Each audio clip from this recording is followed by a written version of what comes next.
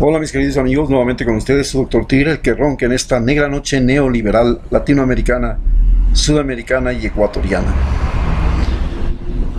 Estamos viviendo en América Latina las consecuencias de la guerra económica entre China y Estados Unidos, que nos ha impactado de manera brutal.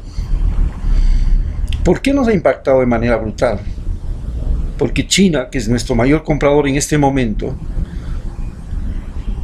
no está comprando como compraba antes porque su economía no puede vender a Estados Unidos, porque su mayor comprador era Estados Unidos. Entonces Estados Unidos se niega a comprarle cosas a China. China a su vez no puede fabricar tanto como fabricaba antes y no puede comprar a nosotros materias primas, y eso ha afectado a América Latina de manera total. Ha producido un declive. Al gobierno que tenemos le restan 600 días y al gobierno de Donald Trump le restan algo más de 400 días. Donald Trump está entrando ya en desesperación. ¿Por qué? Porque quiere tomarse Venezuela a como de lugar y se ha propuesto hacer un bloqueo naval al que le dice cuarentena. Bloqueo naval que va a ser impedido por los buques rusos que van a llegar a proteger las costas venezolanas. Se muestran nuevamente los dientes, como en la época de la Guerra Fría, cuando Estados Unidos amenazó a Cuba, invadió Cuba, y Cuba le puso misiles en las narices. Ese mismo fenómeno se enfrenta a Estados Unidos ahora. ¿Y por qué es tan importante Venezuela? Venezuela es muy importante, primero porque es el país con riqueza comprobada, riqueza petrolera, riqueza minera, campos fértiles, no tiene desiertos, con población educada, tiene el mejor nivel educativo del país de Sudamérica, y es el mejor botín. Es un botín de guerra. Pero además Venezuela está en la boca del Canal de Panamá, y eso es una terrible amenaza para Estados Unidos, que Venezuela y los rusos con sus armas, aunque los soldados no sean rusos, sean soldados venezolanos, que son mucho más peligrosos que los soldados rusos. ¿Por qué un soldado venezolano es mucho más peligroso que un soldado ruso? Porque un soldado ruso es un excelente soldado para pelear en zona tropical. No es un excelente soldado para pelear en zonas tropicales.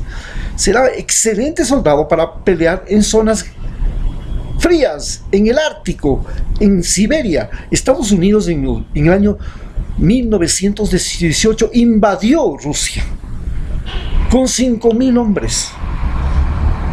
Y los rusos los despedazaron en Santiamén. ¿Por qué?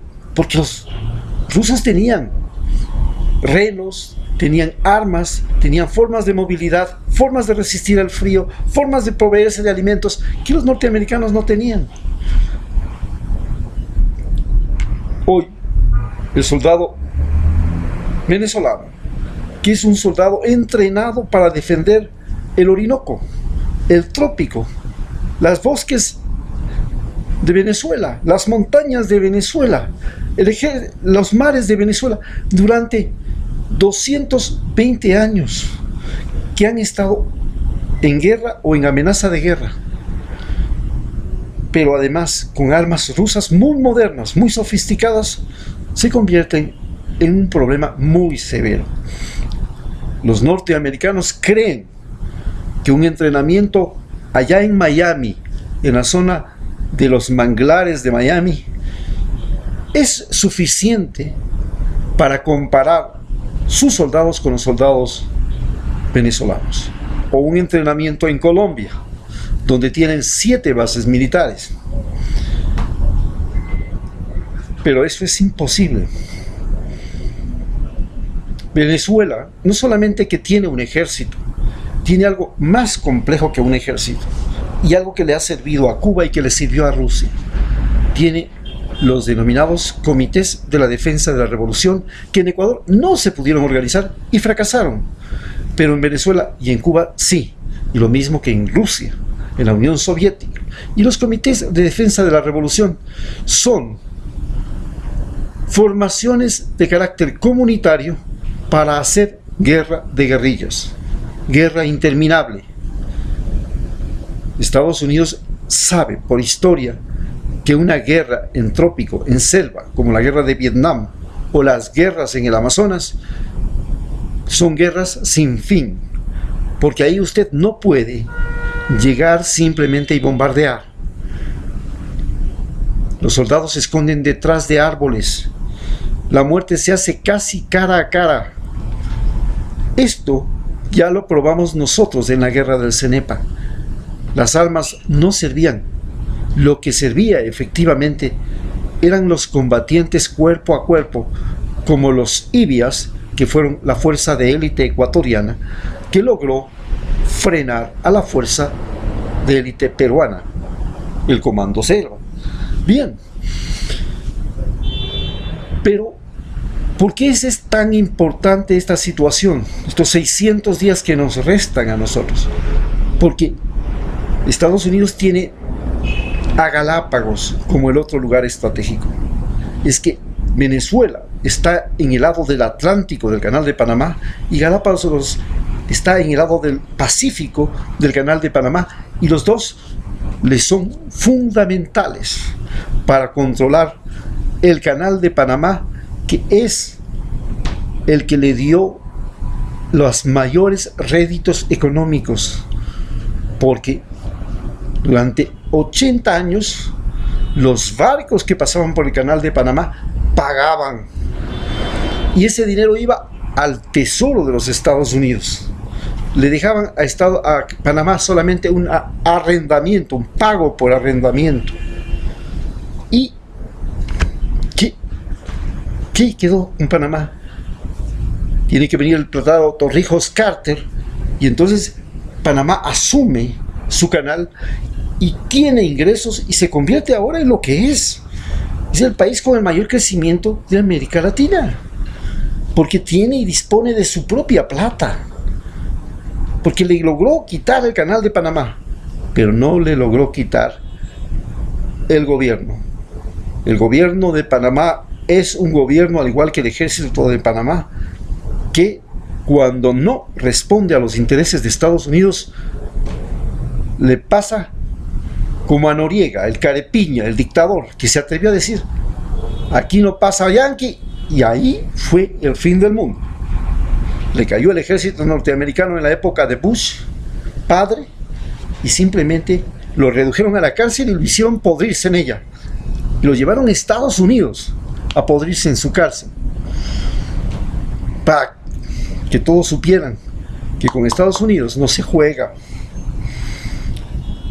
Hoy nosotros estamos viviendo los 600 días que le restan al gobierno de Lenín Moreno, que es parte del botín. El gobierno de Lenín Moreno es parte del botín de Donald Trump. Donald Trump ha conseguido un gran botín en Sudamérica.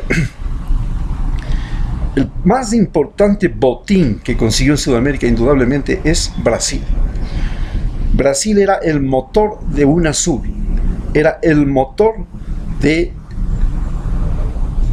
el acuerdo de la CELAC, y era el motor de aquella unión entre China, India, Brasil, Sudáfrica,